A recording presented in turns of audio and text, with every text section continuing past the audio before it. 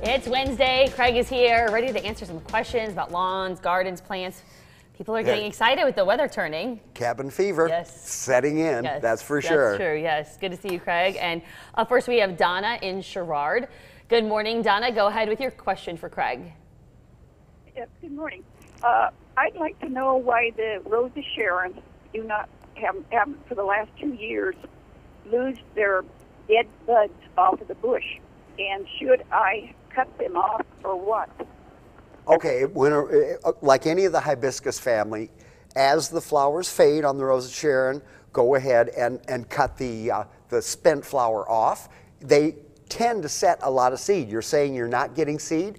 Could be because of the lack of bees. We're not getting good pollination on that plant, but yes, I would go ahead and deadhead like I would on any perennial. All right, let's go to Yvonne now in Oneida. Good morning, Yvonne. Go ahead with your question. Good morning, Yvonne. What flowers and plants would be attracted to for honeybees?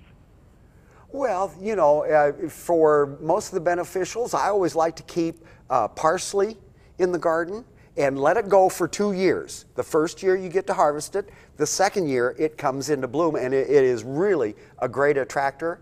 The coneflowers are good attractors. The yarrows are very good. These are all native plants to the Midwest that have been bred up to be used in the garden, and they are very attractive to the local insects.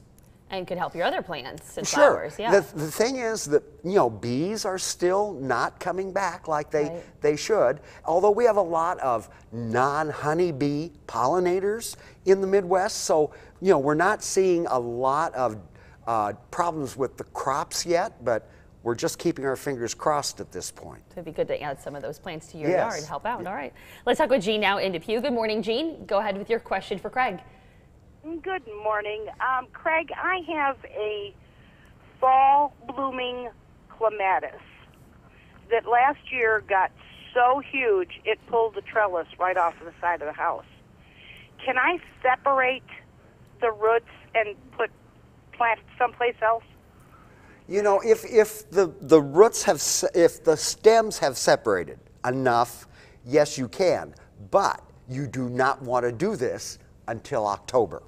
That is the time for transplanting clematis. I would not be digging into that plant in the spring. And of course, like any clematis, it should be pruned each year.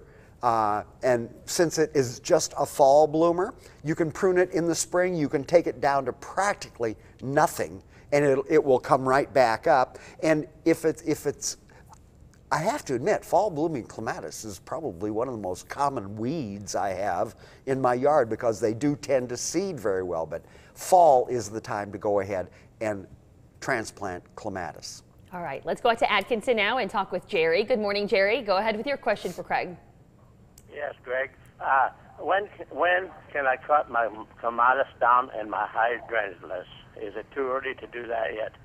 No, okay, on the clematis, we can go ahead. It's a little early. I usually would wait more toward the end of March, but you know, on an older established clematis, they get taken off at hip high, about 30 inches above the ground. On your hydrangeas, if it's a white, you can go ahead and prune them anytime now. If it is a colored hydrangea, pink or blue, those only get pruned in late August. So the colored hydrangeas late August, white hydrangeas now, clematis now. All right, let's talk with Paul now in Galesburg. Good morning, Paul. Go ahead with your question. Good morning, Paul. Yes, I got some irises. Yes. I have some irises. And I had them gave it to me 4 years ago, and I planted them, and they haven't bloomed since I planted them. What's the problem? Whoa. Well, a couple of things I can think of. One, you didn't get them in enough sun. It takes at least a half day of full sun to go ahead and get irises to bloom well.